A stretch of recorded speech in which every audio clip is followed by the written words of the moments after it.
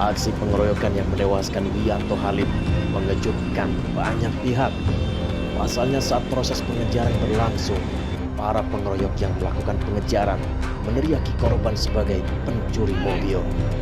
Akibatnya massa yang berada di sekitar lintasan arah mobil yang dikemudikan Wiyanto Halim terprovokasi dan ikut mengejar. Bahkan sebagian ikut merusak mobil korban. Situasinya berubah setelah polisi kemudian mendapatkan fakta bahwa mobil yang dikendarai Wiyanto Halim adalah milik sendiri. Kondisi ini menimbulkan kecurigaan pihak keluarga bahwa sesuatu di balik aksi pengeroyokan tersebut. Setidaknya demikian yang disampaikan keluarga pada media. Intinya saya dari keluarga tuh tidak menerima papa meninggal dalam keadaan dengan keadaan mengenaskan kayak gini gitu loh. Kita minta keadilan. Kalau udah meninggal gitu loh, kita dapat apa gitu loh. Bagaimana cara mengusut tuntas ini? Saya minta dengan para wartawan kira-kira bisa bantu saya untuk memblow up ini sampai ke pemerintah, bisa bantu saya untuk mengusut semuanya ke satu tempat pulang, atau enggak ya saya pergi beli apa pulang gitu loh, nggak sampai yang gini malam. Gak pernah keluar malam sebelumnya? Iya, nggak pernah keluar malam. Kalau keluar biasa kemana kan? Namanya papa saya masih berurusan begituan, biasa ke Tangerang satu, terus papa saya suka main ke kota, dan ya hal anehnya lagi papa saya nggak pernah pergi yang ke Pulau Gadung, karena papa saya nggak familiar daerah itu, dan yang paling cuma ada kota Tangerang aja. Posisi papa saya di tempat awal ya kan, itu sudah dekat sama rumah papa ada di daerah Kalibata, dekat sekali untuk bisa menuju rumah daripada ke Pulau Kambing gitu loh. Itu cuman dari tempat paling cuma 10 menit, kalau nggak macet ya tengah malam itu paling 10 menit nyampe rumah. Kenapa harus sampai ke arah sana gitu loh? Itu yang kita bingung juga. Ada informasi yang beredar di luar sana, Mbak Ica.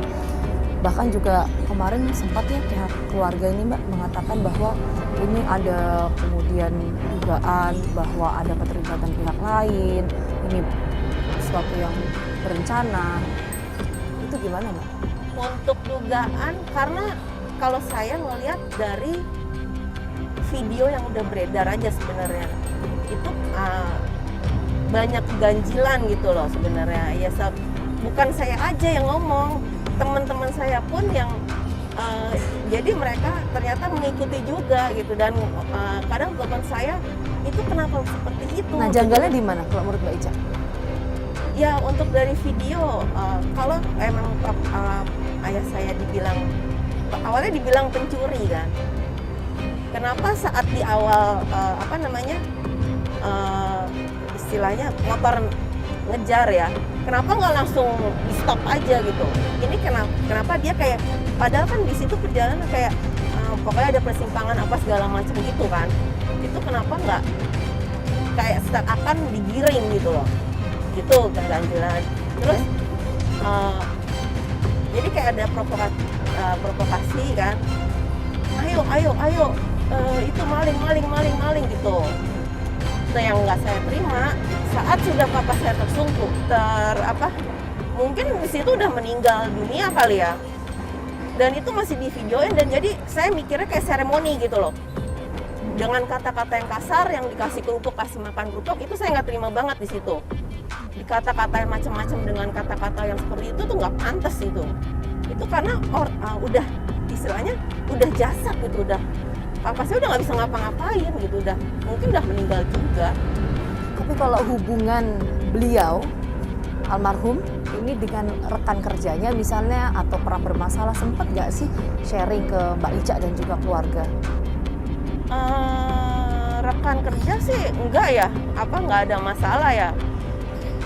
Yang untuk nyewain tanah apa segala macam itu malah bilang saya akan support Pak Halim, ini harus dituntaskan masalah kasus kayak gini gitu.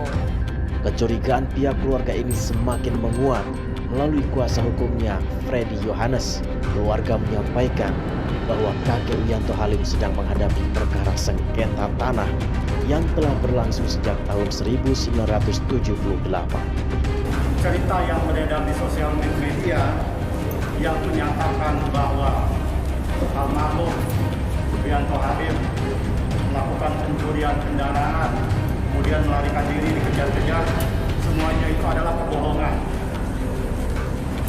Mobil yang dikendarai oleh Bapak Wiyanto Halim adalah mobil milik beliau sendiri. Dan memang dari kejadian ini kami semua dari pihak keluarga mendapatkan berita-berita justru dari sosial media, dari Facebook, dari Instagram dan sebagainya yang memperlihatkan kejadian di lokasi tersebut gitu.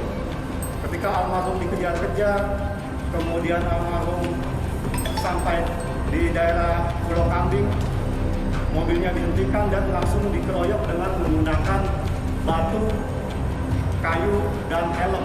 Buat kami ini bukan sekedar pengeroyokan biasa. Ini pasti ada dalamnya, ada pihak-pihak yang memang menghendaki hal ini terjadi. Secara pribadi beliau tidak punya musuh siapapun. Tapi sejak tahun 1978 sampai hari ini, beliau punya tanah di Tangerang dan sampai hari ini masih proses persidangan. 33 tahun beliau memperjuangkan hak atas tanahnya sampai hari ini belum pernah selesai. Jadi musuhnya cuma satu pada perkara tanah. Selain itu tidak ada. Selain itu, berdasarkan keterangan pihak keluarga dan informasi yang berkembang di media sosial, aksi pengejaran tersebut sudah dimulai sejak dari kawasan Tebet, Jakarta Selatan. Namun menurut keterangan polisi, senggolan antara mobil korban dan pemotor baru terjadi di wilayah Cipinang Muara, Jakarta Timur. Lantas, benarkah ada motif lain yang mendasari pengeroyokan terhadap kakek Wiyanto Halim? Di manakah sesungguhnya awal mula terjadinya pertikaian antara pemotor dengan mobil korban? Mengapa masa begitu beringas sehingga tidak memberi kesempatan pada korban yang sudah lanjut usia? Pertanyaan-pertanyaan ini masih belum terjawab.